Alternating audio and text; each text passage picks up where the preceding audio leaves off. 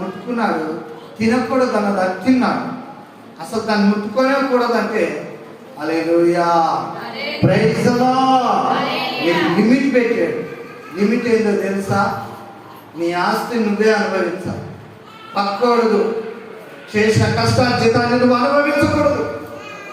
పక్కోడిని ఆస్తిని ఆశించకూడదు. Praise the lord. నిర్గమాకాండం 23వ అధ్యాయం 22వ వాక్యం చదువు. నిర్గమాకాండం 23వ అధ్యాయం 22వ వాక్యం చదువు. లిమిట్లో పెట్టాడు దేవుడు. ఏది కూడా మనకు అన్లిమిటెడ్ కాదు. కానీ దేవునికి స్తోత్రం కలుగును కాక. త్వరగా చదవండి. హల్లెలూయా. 23వ అధ్యాయం 22వ వాక్యం చదువు.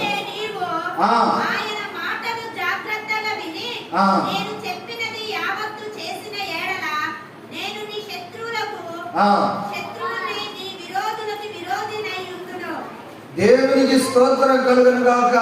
నువ్వు నా మాట విని నేను చెప్పిన మాట ప్రకారం నువ్వు ఉంటే, నువ్వు కనుక నా మాట ప్రకారం ఉంటే, నువ్వు ప్రకారం నేను చెప్పిన హద్దుల ప్రకారం నువ్వు ఉంటే, నీ శత్రువుకు శత్రువునైతా, నీ విరోధికి విరోధినైతా. ఆమేన్.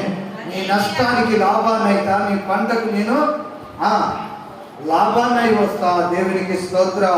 నీటికి నేను యజమానుడనై ఉంటా, నీ కాపరినై ఉంటా. నువ్వు నా మాట వింటే నీ గుమ్మం దగ్గర నేను కాపల కాస్తా. ఏ శత్రువు ఏ తెగులు రాకుండా నేను కాపల కాస్తా. హల్లెలూయా.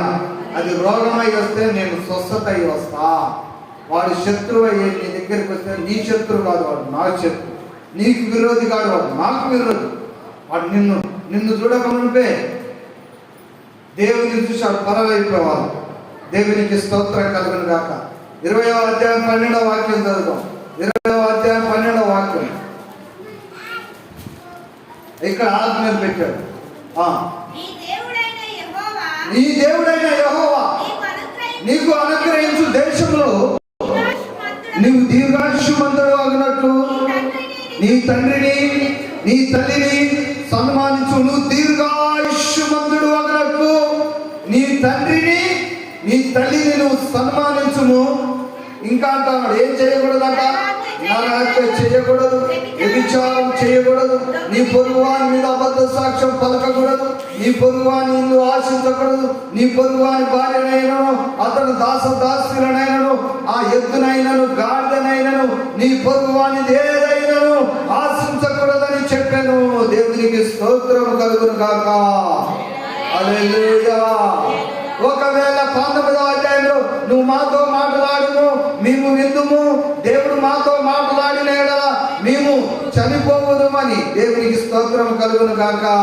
హల్లెలూయా. అందుకు మాట్లాడి దేవునికి మోసే, భయపడకుడి, మిమ్మల్ని పరీక్షించుటకును మీరు పాపము చేయకున్నట్లు ఆయన భయము మీకు కలుగుటకు దేవుడు వేచేసి ప్రజలతో చెప్పాను. దేవునికి స్తోత్రం కలుగును గాక.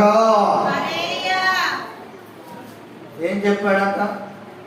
ఏం చెప్పాడు? దేవుడికి నచ్చలేదు ఏంటంటే, ఎవడు తినాల్సింది వానికి పెట్టు, ఎవడు తినాల్సింది వానికి పెట్టు, తల్లిదండ్రులను సన్మానించు, భూమి మీద ఆయుష్మంతుడు అవుతావు అని దేవుడు చెప్పాడు. నువ్వు చేయలేదనుకో నీ ప్రాణం ఎప్పుడైనా పోవచ్చు. తల్లిదండ్రులను సాధిన ద్వారా నువ్వు కాపాడు కలకాలం సుఖంగా ఆయుష్మంతుడిపై బతకడానికి. ఈడ ప్రాబ్లం ఏంటంటే తల్లిని తిట్టవచ్చు, తల్లిని ఆశ్రయించుకోవచ్చు, అయినా నువ్వు ప్రేమించాలి. ఎందుకు? వాడేదో ఇస్తాడని కాదు, ఎవరు ఏం చేస్తాడని యేసు ప్రభు చెప్పాడు కాబట్టి. ఆమె ఇప్పుడు ఒకరి మీద మనకు ప్రేమ నడుపుతున్నాం, వాడు మనం ప్రేమించకపోయినా పర్వాలేదు. యేసు ప్రభు లోకాన్ని మనల్ని మనం ప్రేమిస్తున్నాం అంతగా చెప్పు, అంతగా మనం ప్రేమిస్తున్నామా? అయినా మనల్ని ప్రేమ చూపుతున్నాడు. Praise the Lord. ఏమంటా ఉన్నాడు? నీ యొక్క పొరుగు వాని ఇల్లైనను ఏదైనను, హల్లెలూయా, దేనినైనా ఆశించకూడదు. కొంతమంది ఉన్నారు, తల్లిని తల్లిలా చూడాలి, భార్యని భార్యలా చూడాలి, అన్నని అన్నలా చూడాలి, చెల్లెని చెల్లెలా చూడాలి. చూడాలా వద్దా? చెప్పండి, మీరు చెప్పండి. హల్లెలూయా. కొంతమంది ఏమో వాళ్ళు చేస్తున్న వ్యవహారం ఏందో నాకు అర్థం కాదు, కానీ దేవుని బిడ్డలు లెక్క చూడరు, పాస్టర్ లెక్క చూడరు. వాళ్ళ ఇష్టానుసారమైన జీవితంలో బిడ్డ అయితే ఏంటి, తండ్రి అయితే ఏంటి అని మాట్లాడు. దేవుడు అంటా ఉన్నాడు, దేవుడిలాగా చూడరా, నువ్వు మనుషుల్ని బంధువులా చూడవేంట దరిద్రుడా, నీ పుట్టగతుడు భూమి మీద. దేవుని బిడ్డలా చూడాలి. నేను ఎప్పుడు కూడా మీరు నా సొత్తు అని ఎప్పుడు నేను అనుకో. మీరంతా దేవుని బిడ్డలని దేవుడు నాకు పనప్ప చెప్పాడు కాబట్టి మీరందరినీ క్రమంగా చూడాలని నేను చూస్తాను. దేవుడు చెప్పాడని నేను ప్రేమిస్తా ఉన్నా. అందరినీ దేవుని బిడ్డలా మనం చూస్తే వాళ్ళు ఏం చేస్తారో తెలుసా, కసాయి వాళ్ళలాగా చూస్తారు. దైవ సేవకుడు అంటే ఆయన ప్రైజ్లాడు కూడా చెప్పొద్దు అన్నాడు. ఒరే ఎంతైనా దైవ సేవకులు లెక్కనే చూడాలి. దేవునికి స్తోత్రం. కొంతమంది మా ఊళ్ళో ఉన్నారు, నాకు రక్త సంబంధికులే ఉన్నారు. వాళ్ళు ఎలా చూస్తారో నిజంగా ఆశీర్వాదం. ఆమేన్. సేవకులు లెక్కనే చూస్తారు. అయ్యగారు అని అంటారు, పాస్టర్ గారు ఆయన దైవ సేవకుడు అని అంటారు. Praise the Lord. ఒకసారి ఒక ఆమె, నేను ఆడ కూర్చున్నా, మా సారుకు నాకు చాలా క్లోజ్ పరిచయం. పిచ్చిగా ఉందా అన్నాడు నన్ను. నేనేదో మాట్లాడుతా అంటే పిచ్చోనివా అని అన్నాడు. అనగానే ఆ మేడం వచ్చి అన్నది, బుద్ధి అటు పోయా మీకు మళ్ళీ ఒక్కసారి బుద్ధి దానికి ఏమైనా కొంచెమైనా సాకుని పట్టుకొని పిచ్చోడా అని అంటావా నువ్వు, అది ఏమైనా ఉండొచ్చు, చదువుకున్నావు, ఇంత జ్ఞానం లేదు నీకు అని చెప్పి తిట్టేసింది. ఆయన ముఖం గల్లు పెట్టేసి. ఎందుకంటే సేవకుడు అండి దేవుని పరిచర్య చేస్తున్నాడు. ఈ బుక్కు, ఈ బైబుల్ దేవుని గ్రంథాన్ని దేవుని గ్రంథం లాగానే చూడాలి. ఇది దైవ గ్రంథం. అంతేగాని ఏదో బుక్ పట్టుకొని వస్తున్నట్టు దీన్ని ఎక్కడ పడితే అక్కడ వేసేసి విలువ లేకుండా, అది మనకు విలువ లేకుండా పోతుంది. గుర్తుపెట్టుకోండి. దైవజనుడు దేవుని మందిరం, దేవుని పని, మన పనే. దేవునికి స్తోత్రం కలుగుతా. ఒక ఆయన అంటాడు, సేవకుడు అనే ఏం లేదు, అందరితో పాటు ఆయనే. ఒరే ఇక్కడ ఎవరు దేవునికి ఇచ్చే విలువ ఉందిరా బాబు. దేవునిలాగా చూడాలి, సేవకులాగా చూడాలి. నిన్ను నువ్వు ఇలాగా చూసుకో, నువ్వు దేవుని బిడ్డలాగా చూసుకో. అసలు నువ్వు దేవుని బిడ్డలాగా చూసుకో. హల్లెలూయా. నీకు ఒక లిమిట్ పెట్టిండు, ఎట్లా పడితే అట్లా చూడడానికి లేదు. దేవునికి స్తోత్రం కలుగును గాక.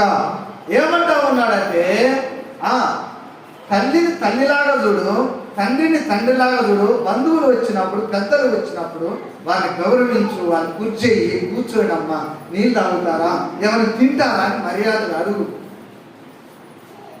మర్యాదలు పోయి ప్రేమలు చూద్దామని కనపడేటట్టు లేవు. దేవునికి స్తోత్రం కలుగును కాక. హల్లెలూయా. ఒక ఆమె ఎప్పుడు సంఘాన్ని పిలుచుకొని అన్నం పెట్టుకుందాం, సంఘానికి కూడిక పెడదామని అనుకోవడమే అయిపోతుంది. అనుకోవటం కాలం గడిచిపోతా ఉంది, కానీ అయ్యేది లేదు, సచ్చేది లేదు అన్నట్టే ఉంది. దేవునికి స్తోత్రం కలుగును కాక. Praise the Lord. ఏంటిదంట, తమ్మిలా చూడాలి, అన్నంలా చూడాలి. చూడండి, మర్దల్లా చూడాలి. అయితే అని అంటావా? తప్పు కాదు. విశిక్షణ జ్ఞానం లేనివాడు వీడు. ఎవడంట? విశిక్షణ జ్ఞానం లేనివాడు. తండ్రి అయితే అరే అని మాట్లాడతాం, తండ్రిని పట్టుకొని. వాడి తండ్రి అయితే వారి ఇయ్యాల. అది ఎంతవరకు అని చెప్పండి. దేవునికి స్తోత్రం కలుగును గాక. పరిశుద్ధాత్మ దేవుడు మనతో మాట్లాడుతున్న మాట, పరిశుద్ధాత్మ దేవుడు ఒక లిమిట్ పెట్టాడు. ఏంటిదంట? నువ్వు ఇంతవరకు ఉండు, ఇంతవరకు ఉండకూడదు అని. మళ్ళా మరొక మాట, 10 ఆజ్ఞలు నీకు ఇచ్చాడు. ఈ 10 ఆజ్ఞలు దాటిపోని ఎక్కువ అని. ఒకవేళ పోయావా నీ పని అయినట్టే. Praise the Lord. హల్లెలూయా. మరొక మాట చదువుదాం. కీర్తనల గ్రంథంలో 1:1 చదువుదాం. కీర్తనల గ్రంథం 1:1 చదువుదాం.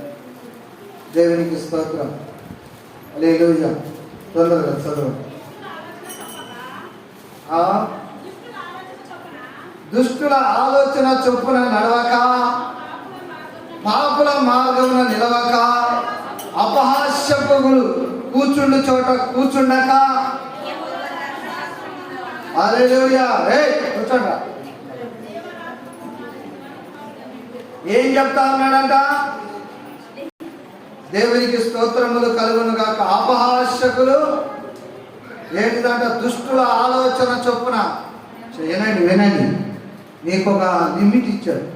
నువ్వు దేవుని ప్రకారం నడువు, కానీ దుష్టుల ఆలోచన చొప్పున నడవక.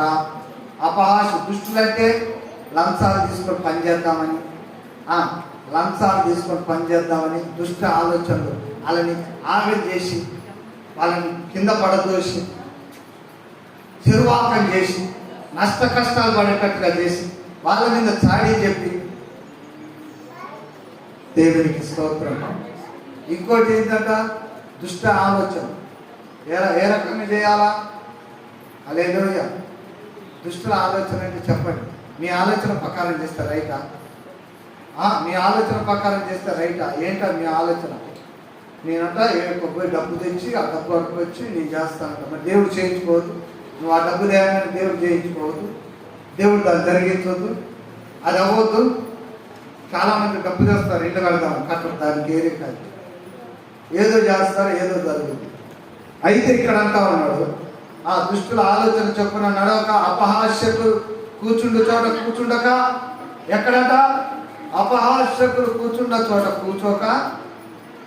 అక్కడ ఉంటే ఏమైంది? నిన్ను అపహాస్యం చేస్తాను. దేవుడు ఏమన్నాడు? ఆ కూర్చో మాట్లాడు. ఇంకా పాపుల మార్గమున నడవక. పాపులంతా ఏ మార్గాలు పోతారు చెప్పండి? సినిమాలు అనిపోతారు, దుర్మార్గాలు అనిపోతారు, పాపులు తాగులు అనిపోతారు, గొడవలు అనిపోతారు, కొట్లాట్లు అనిపోతారు. నేను రాను పో, నాకు లిమిట్ ఇక్కడ వరకే. దొంగతనం చేద్దామంటే నాకు అర్హత లేదు. యేసుప్రభు అంటాడు, బంధుకోడు బరబ్బా వచ్చి నువ్వు నాతో చేతులు కలిపినాడు, మనం ఈ రాజ్యాన్ని పరిపాలించింది ఏలుదాం అన్నాడు. ఇప్పుడు ప్రభు ఏమంటాడంటే, ఇది నీతో నేను చేతులు కలపను, కానీ అవసరమైతే నీ కొరకు ప్రారంభిస్తా అంటాడు. ప్రైజ్ అలాడ్. హల్లెలూయా. ఆమేన్. దేవునికి స్తోత్రం కలుగును గాక. దేవుడు నిన్ను ఆశీర్వాదానికే పెట్టాడు, కానీ కీడుకు నిన్ను పెట్టాడు, శాపానికి నిన్ను పెట్టాడు. నువ్వే శాపానికి తయారవుతావు, నువ్వే కీడుకు తయారవుతావు. నువ్వు ఈ పని చేస్తే నీ మీద కీడు పడుతుంది తెలవదా? నీకు దీని వెనకాల ప్రమాదం ఉందని తెలవదా? దీని వెనక భయంకరమైన శోధన ఉందని తెలవదా? హల్లెలూయా. ఆమేన్. కొంతమందిని దేవుడు చెప్తా ఉన్నాడు, ఆ పాపుల మార్గంలో నిలవక, అపహాస్యకులు కూర్చుండక, దుష్టుల ఆలోచన చొప్పున నడవక. దేవునికి స్తోత్రం. ఆమేన్. మరొక మాట చెప్తా ఉన్నాడు ప్రభు. యోబు గ్రంథం 8వ అధ్యాయం, యోబు గ్రంథం 5వ అధ్యాయం 6వ వాక్యం చదువుదాం. దేవునికి స్తోత్రం కలుగును గాక. 8వ అధ్యాయం 5వ వాక్యం. 8వ అధ్యాయం. నీవు జాగ్రత్తగా దేవుని వెతికిన ఎడల, సర్వశక్తిమంతుడగు దేవుడు బతిమిలాడుకొనిన ఎడల, నీవు పవిత్రుడవై యథార్థవంతుడవై నిశ్చయంగా ఆయన నీ యందు శ్రద్ధ నిలిపి నీ నీతికి తగినట్టుగా నీ నివాస స్థలమును ఆయన వర్ధిల్లింపజేయును. ఆమేన్. హల్లెలూయా. రాత్రి కాలాన్ని నీకు ఒక మాట చెప్పాను. దేవుడు ఎందుకు సహిస్తున్నాడంటే దేవుని యొక్క గుణగణాలు అవి. దేవుడు కొట్టినని కొట్టడం దేవుని చిత్తం కాదు, చంపినని చంపటం కాదు, గర్విష్ఠుని అణచివేయటం, కఠినల హృదయాలు మార్చటం దేవుడు చేసే పని. దేవునికి స్తోత్రం. దేవుడు ఎందుకు సహిస్తున్నాడు? నువ్వెన్ని తప్పులు చేసి ఎందుకు సహిస్తున్నాడు తెలుసా? నువ్వు మారుతావు. నీకోసం ఆయన ప్రేమ కలిగి ఉన్నాడు కాబట్టి ఆయన సహిస్తున్నాడు. నువ్వు ఎన్ని చేసినా. చెప్పండి, పౌలు, ఆ అపోస్తుడైన పౌలు గారు సంఘాన్ని హింసించాడు, అనేకులను చంపాడు, దుర్మార్గంగా వ్యవహరించాడు. చివరికి శిష్యులను కూడా చంపడానికి వెళ్తున్నప్పుడు దేవుడు దర్శించాడు. హల్లెలూయా. ఎందుకు సహిస్తా ఉన్నాడు? దేవునికి స్తోత్రం. Praise the Lord. మీరు సహిస్తారా? దేవుడు సహిస్తాడు, కానీ మనం సహించలేము నాయన. ఎందుకంటే నిజంగా కొంతమంది తల్లులకు దండం పెట్టాలి. ఆ భర్తలు ఎంత చండాలంగా ప్రవర్తిస్తారో. ఒకడు వంగి ఉంటే అట్లనే ఏది దొరికితే అది అనుకుని వేస్తారు. అయ్యో చచ్చిపోయింది అనుకుంటారు. కొద్దిసేపటి తర్వాత ఊరికి అసలు తనుకొని అమ్మాయి అని బతికి మళ్ళీ గురికోసం పెట్టుకొని వచ్చి మళ్ళీ జీవితాన్ని కొంపై కల్లా పోండ్రా నాయన వాడు వద్దురా అని అనుకుంటున్నా మళ్ళీ వచ్చి మళ్ళీ పొయ్యిలో పెట్టి మళ్ళీ దేవుని స్తోత్రం. వాళ్ళ చూస్తే నిజంగా వాళ్ళ సహనాన్ని ఆమేన్ దేవుడు వారిని దీవించును గాక. నిజంగా వాళ్ళ సహనం వాడు ఎంత చేసినా కానీ హల్లెలూయా. బస్సు ఎక్కమంటాడు, మధ్య పోయిన బస్సు ఆపుతాడు, దిగ మళ్ళీ దిగుతాడు, మళ్ళీ నడు మారుతూ ఆగలేక.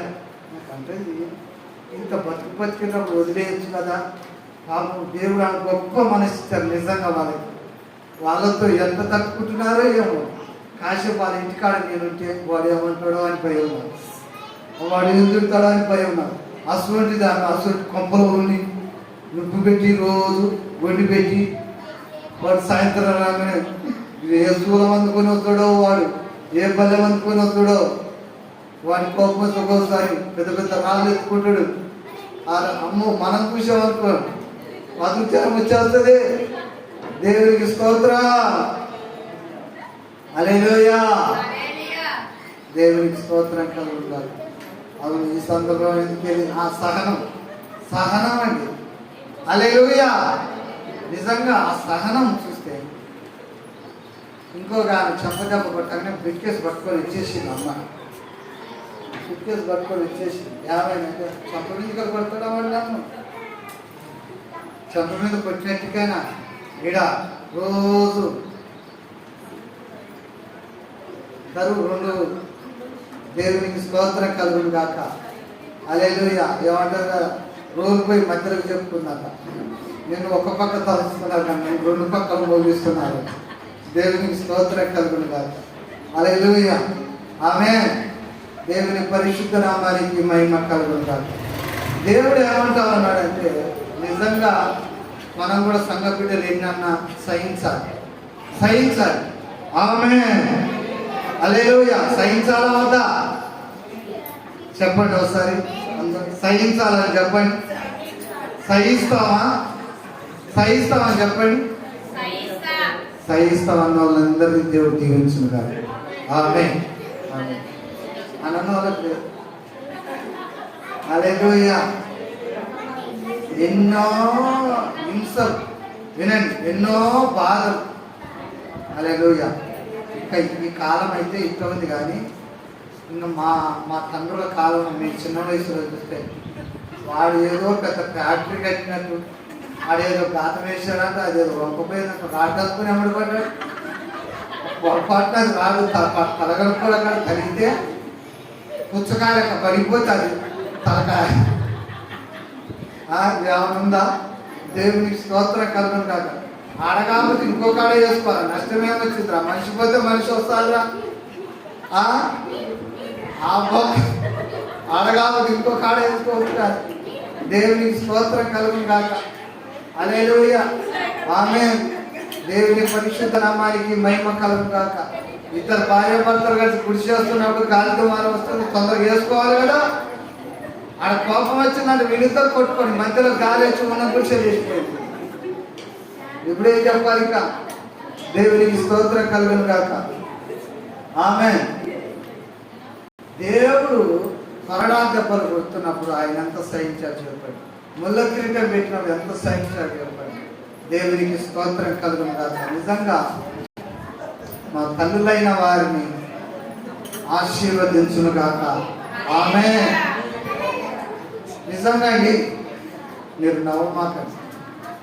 నిజంగా తల్లులు ఎంతో ఆ కాలంలో వెళ్ళి అలా అడుకొచ్చుకొని సరైన గూడు లేక, సరైన కప్పుకోవడం దుప్పటి లేక, సరైన తిండి లేక బతికారండి వాళ్ళు.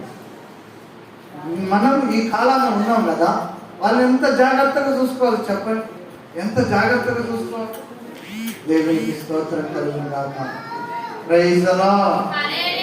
భర్తే నా దైవం అనుకొని, భర్తే నా మార్గం అనుకొని ఆ భర్త ఏ సిక్కట్లో పోతే అత్తగారికి పోయాడు, ఆడు పంచదయిందా, రాత్రి అర్ధరాత్రి వెళ్ళిపోతుందా అంటున్నాడు. నువ్వైతే బాగానే పోతావురా, నిన్ను ఏది పీకదా నాయన, నిన్ను కలవాల్సిన కుక్క కూడా కలవదు. వెనకాల ఏం వస్తుంది చూసావా, ఏమో డేంజర్. దేవునికి స్తోత్రం. ఏం చేస్తారు ఇక, నీ గురించి స్వస్థ పారా నాయన అన్నట్టు అయిపోయింది. దేవునికి స్తోత్రం. దేవుడు అంటాడు అనేక హింసలు సహించారు, కానీ ఇప్పుడు దేవుని దగ్గరకు వచ్చి కొంత సహించమంటే, కొంతవరకు సహించమంటే మీరు ఒప్పుకుంటుంది. భర్త వల్ల ఎన్నో సహించారు, పిల్లల వల్ల ఎన్నో సహించారు, కానీ ఇప్పుడు దేవుని వల్ల కొన్ని నీతి నిమిత్తం కొన్ని శ్రమలు వస్తున్నాయి, కొన్ని భారాలు వస్తున్నాయి. ఇప్పుడు సహించండి. సహిస్తారా చెప్పండి? ఎవరి కోసం మమ్మల్ని సహించమంటారు ఏంటండి? హల్లెలూయా. ఇక్కడ చెడ్డోడు దేవుడు కాదు, గుర్తుపెట్టుకో. ఇక్కడ నీ పిల్లలు చెడ్డోడు, ఇక్కడ నీ భర్త చెడ్డోడు, నిన్ను హింసించేవాళ్ళు. నువ్వు మంచి చేస్తుంటే నీ భర్త వెనకాల సపోర్ట్గా ఉండాలి. ఆమె కొంతమంది పిల్లలు ప్రార్థన చేస్తున్నారు, తల్లి పిల్లగాడు చెల్లెత్తుకుంటా అవుతున్నారు, అక్కడ ప్రార్థన చేస్తున్నారు కదా. ఈ తల్లిని అనాలి, ఇప్పుడు ఏమనాలి? రే పక్కన కూర్చో, ప్రార్థన చేస్తూ పక్కన కూర్చో పక్కన కూర్చోబెట్టుకొని ప్రార్థన చేయి. నువ్వు కూడా చేయరా అని చెప్పాలి. ఇక గంటలు నేను చేయరు కదా, ప్రార్థనకు లిమిట్ లేదు కదా. ఇప్పుడు మనం చెప్పేది ప్రార్థనకు లిమిట్ లేదు. నువ్వు పొద్దుగాల కూర్చో, సాయంత్రం వరకు ప్రార్థన చేయి, దానికి లిమిట్ లేదు. రాత్రంతా చేయి, అట్లా 10 రోజుల దాకా చేయి. దేవుడు నిన్ను వద్దని అన్నాడు. ఆ ప్రార్థన మంచిది. నిన్న కిరణ్ పాల నాకు 9 గంటలు ప్రార్థన చేస్తే, దేవుని సన్నిధిలో ఉంటే, దేవుని ఆత్మతో మాట్లాడు, ఆత్మ స్వభావం గలవారి ఆత్మ వర్ధిల్లుతుంది. ఆత్మలో అనేక సంగతులు తెలుసుకుంటావు. నువ్వు ప్రార్థనలో ఉంటే తెలుస్తాయి, ప్రార్థనలో ఉండకపోతే కలవు. దేవునికి స్తోత్రం కలుగును గాక. మంచితనం ఎంతవరకు ఉండాలని? మంచితనం ఎంతవరకు ఉండాలి? మంచితనానికి లిమిట్ ఉందా చెప్పండి? మంచితనానికి లిమిట్ ఉందా? ఎంతవరకైనా చేయొచ్చు. ఎంతవరకు అంటే నా ఆస్తంతా కూడా రాసివ్వచ్చు.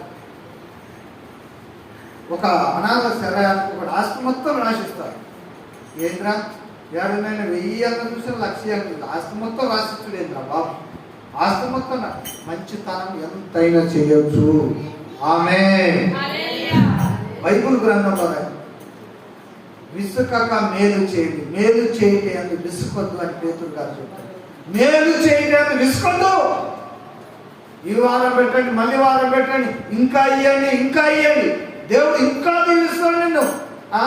2000 ఇచ్చారుగా, మొన్ననే ఇచ్చారుగా. 500 700 వస్తాయి, 1000 ఎక్కడి నుంచి వస్తాయి? దేవుడి పని అండి, లిమిట్ లేదు. దేవునికి స్తోత్రం. ఎంతైనా ఇవ్వగలగాలి. నేనంటున్నా ఎంతైనా. నేనెందుకు చేయాలనే మాట రావు. ఇప్పుడు కూడిక ఈ నెల చేయండి, వచ్చే నెల చేయండి, మళ్ళా ప్రార్థనలు కూడికలు పెట్టండి, స్వార్థ సభలు పెట్టండి, చెయ్యండి. లిమిట్ లేదు. లిమిట్ దేనికిందో తెలుసా? చెడుతనానికి లిమిట్ ఉంది. డాక్టర్ కాడికి పోతే చెప్తాడు, ఆహారం తిను, రొట్టెలు ఉన్నాయి తిను, కేకులు తిను, అన్ని తిను. కానీ చూడబాయి తింటాడు, పాన్పరాకులు తింటావిటి, అయ్యేమంటారు ఆ పొట్లాలని గుట్కాలు జట్కాలు రైజలో గుట్కాలు తినమన్నారా? ఏం తినమన్నాడు దేవుడు? నోట్లు వేసుకోవడానికి అంత తినాలనిపిస్తే భావం కాదు. ఏదన్నా నోట్లు వేసుకున్నా మసాలాలు తినరు, ఆరోగ్యమది. అంతేకాని గుట్కాలు తిని ఇవన్నీ ఎవరు పాడు చేస్తారు. ఈరోజు హాస్పిటల్లో పోతే ఐసీలో కొట్టుమిట్టు ఆడుతున్న ఎన్నో ప్రాణాలు. వాళ్ళు బతకడానికి తల్లిదండ్రులను సన్మానించడం. నిన్న ఒక బ్రదర్ నన్ను హాస్పిటల్ ఇస్తే వాళ్ళ తల్లి గారికి 10 లక్షల రూపాయలు పెట్టాడట. ఇంకా హాస్పిటల్లో ఉంది. మా తల్లి గారు బ్రతకాలి పాస్టర్ గారు ప్రార్థన చేయండి అని చెప్పి నన్ను పిలిపించుకొని ఐసీలో తీసుకుని ప్రార్థన చేయించాడు. మీరు మమ్మల్ని ముట్టుకొని ప్రార్థన చేయాలి. దేవునికి స్తోత్రం కలుగును కాదు. ఇంకోటి ఏమంటాడు తెలుసా? కసాయి కొడుకు ఏమంటాడంటే వెనకాల భార్య లక్షలు రోడ్డు. ఇప్పుడు ముసలిని చేసేది ఏంటంట? ముసలిని చేసేది ఏంటంట? పోయి దేవునికి స్తోత్రం. ఆ ప్రాణం పోయేటప్పుడు పోతుంది, కానీ కళ్ళ ఎదుట నువ్వు చూస్తుండగా నువ్వేం చెయ్యకుండా పోయిందనుకోండి, ఆ శాపం, ఆ పాపం, దానికి నా కొడుకు నన్ను పట్టించుకోక ఈ బతికి చచ్చిపోయారు అనుకో. దేవునికి స్తోత్రం కలుగును కాక. ఒక అందరితో కంట పెట్టుకో. ఒకనాడు చచ్చిపోయింది, అందరితో కంట పెట్టుకున్నాం. చచ్చిపోయింది. ఇంటి పక్కన అది నాతో ఎక్కడ మర్చిపోయింది, దాని గురించి నేను కూలి పని ఎందుకు మానుకుంటా అని కూలి పని. ఆ శవం కనుక ముగ్గురు పోతా ఉన్నారు. ఆ బాటంట పోయిన వాళ్ళంతా చూసి మాట్లాడి ఎంత మంచిదో, ఎంతమంది పోతున్నారు చూడు వెనకని. దేవునికి స్తోత్రం కలుగును గాక. Praise the Lord. అందరితో మంచిగా ఉంది. దేవునికి స్తోత్రం. ఒకటి తెచ్చాడంటే ఊరు జనం అంతా ఆయనకు వస్తారంటే హల్లెలూయా, ఆమేన్. నిజంగా ప్రవీణ్ పగడాల గారు చనిపోతే చూద్దామని పోతే కారణాక ప్రాంతం పోయేసరికి వెహికల్స్ సేవకులు ఉష్కేస్తే ఉష్కరాలని జనం. సికింద్రాబాదులో అంత జనం ఎప్పుడు కూడా లేదు. ప్రవీణ్ పగడాల గారు చనిపోయినప్పుడు ఆ సేవకుడు చనిపోయి ఎట్లా వచ్చారో ఆ జనం. కానీ సికింద్రాబాద్ సర్వండికి మొత్తం పోలీసు ఎక్కడెక్కడ ట్రాఫిక్ జామ్ చేసి పంపించేశారు. అసలు ఆ శవం దగ్గర పోవాలంటే కూడా అసలు పోలేనంత, మాకు చూస్తే పోలేము అనిపించింది. అంత జనం, అంత కిక్కిరిసిపోయి అంత ఉన్నారు. ఉష్క వేస్తే ఉష్కరాలు జనం ఆ సేవకుల దగ్గర. దేవునికి స్తోత్రం కలుగును గాక. ప్రైజ్ ది లార్డ్, ఆమేన్. ఏమంటా ఉన్నాడంట? దేవుడు నీకు లిమిట్ పెట్టాడు. నువ్వు సహిస్తున్నావు. నిజంగా ఒక భార్యగా కుటుంబం కోసం సహించావు కదా. దేవుని కోసం ఏం సహించావో చెప్పుకొస్తాను. చెప్పండి. మాస్టర్ గారు ఒక మాట అన్నాడు అనుకోండి, అన్నాడు అనుకోండి, ఏది నా మీద అటువంటి ఎన్నో అన్నారు, నేను సహించాను. కొట్టారు, తిట్టారు, దొంగ అన్నారు, ఏదో అన్నారు. ఏంటన్నా ఒకరోజు నిజాయితీ పరమైన పేరు బయటకు వస్తుంది. హల్లెలూయా, ప్రైజ్ ది లార్డ్. సహించండి. లిమిట్ పెట్టాడు. లిమిట్ ఏంటంట? సంఘంలో ఇంతవరకే నీకు ఉండాలి. ఆమేన్. ఏం చెప్పాడో చూద్దాం. చివరిగా కొన్ని మాటలు చదివి ముగిద్దాం. మత్తయి సువార్త 5వ అధ్యాయం మొదటి నుంచి 10 వాక్యాలు చదువుదాం. మత్తయి సువార్త 5వ అధ్యాయం మొదటి వచనం నుంచి చదువుదాం. చదవండి. హృదయాలు ఆత్మస్థితి గలవారు ధన్యులు. చదవండి. ఏముండాలంట? చదవాలి తొందరగా. మీకే లేట్ అయిపోతుంది, నాకేం లేట్ కాదు. నేను సాయంత్రం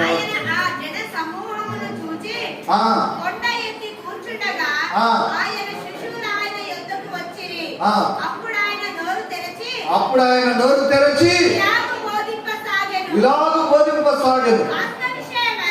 ఆత్మ విషయమై దీనులైన వారు ధన్యులు. అమ్మా, ఆత్మలో కాళ్ళ మీద పడి ఏడ్చే అంత స్వభావం నీకుంటే చాలు. నువ్వు నిజంగా వచ్చి కాళ్ళు పట్టుకోవాల్సిన అవసరం లేదు. నా యేసుప్రభు పాదాలు పట్టుకోవాలన్నా అనే అంత గుణం ఉంటే చాలు. ఒక చెంప కొడితే ఇంకో చెంప చూపెట్టే గుణం ఉంటే చాలు. కొట్టినప్పుడు చూపెట్టమని అంటలేడు దేవుడు. ఆత్మలో దేవునికి స్తోత్రం కలుగును గాక. ఆత్మలో దీనులైన వారు ధన్యులు. పరలోక రాజ్యం వారిది. దుఃఖపడువారు ధన్యులు, వారు ఓదార్చబడతారు. అమ్మ, మీరింటికాడ తిన్న దెబ్బలకు దానికి ఏడ్చిన దానికి ఇక్కడ యేసుప్రభు ప్రతిఫలం ఇయ్యడు. దేనికి ఇస్తాడంట? అయ్యా మారు మనసు పొంది నీతి క్రియలు చేస్తూ ఈ నీతికి తగిన ప్రతిఫలం ఇదేనా తండ్రి అని అన్నప్పుడు దేవుడు నీకు ప్రతిఫలాన్ని ఇస్తాడు.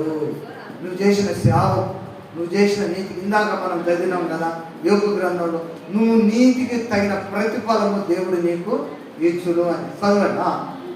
ఇంకా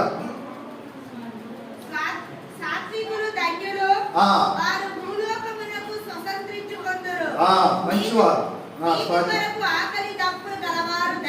నీతి కొరకు ఆకలి తప్పులు గలవారు ధన్యులు.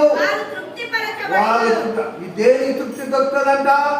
మారు మనసు పొందాలి, దేవుళ్ళు నీతిగా ఉండాలి, పరిశుద్ధంగా ఉండాలి, పవిత్రంగా ఉండాలనే దాని గురించి నీతి కలిగిన ఆకలి తప్పులు గలవారు నీతిగా ఎదగాలి, నీతిగా ఫలించాలి, దేవుని ఆశీర్వాదంలో వర్తిల్లాలి, దేవునికి ఇష్టడుగా బ్రతకాలని నువ్వు అనుకోవాలన్న. ఎవరికి? దేవునికి ఇష్టడుగా బ్రతకాలి. నీతి కొరకు ఆకలి తప్పులు గలవారు. సుఖభోగం కోసం కాదు, డబ్బులు అడగండి. దేనికోసం? మేము గొప్పలను కాదు బ్రతకాలని, మేము గొప్పలను బ్రతకాలని కాదు, దేవునికి మహిమకరంగా బ్రతకడానికి. Praise the Lord. నీకు డబ్బులు అధికంగా ఇస్తే లోకంలో చేతులు పడమని కాదు, లోకంలో స్టైల్ పడమని కాదు, దేవుని దగ్గర ఆశీర్వాదకరంగా నడుచుకుంటామని. దేవునికి స్తోత్రం కలుగును గాక. Praise the Lord. హల్లెలూయా. దేవుడు మన పట్ల కృపను చూపును కాదు. ఇంకా చదవండి. ఇంకా కనికరం గలవారు ధన్యులు. కనికరము చూపెట్టండి. అవతల మనుషులకు మీరు కనికరం చూపిస్తే మీరు కనికరించబడతారు. మీరు కఠినత్వం బాగా పడ్డాడు, వానికి అట్టే కావాలా, వానికి తగినట్టు అయిందని మీరు అన్నారు అనుకో, మీకు కూడా తగినట్టు అవుతుంది.